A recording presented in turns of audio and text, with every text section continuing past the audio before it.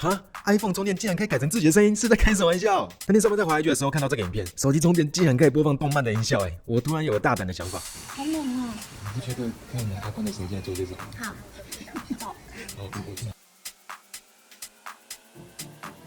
现在我就手把手教你们怎么弄吧。首先准备好2段影片，充电。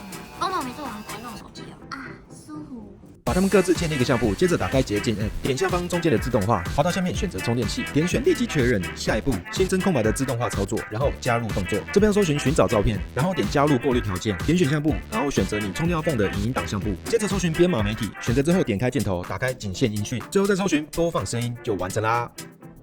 手机来了，不用充电了。充电，哦，没做完再用手机了。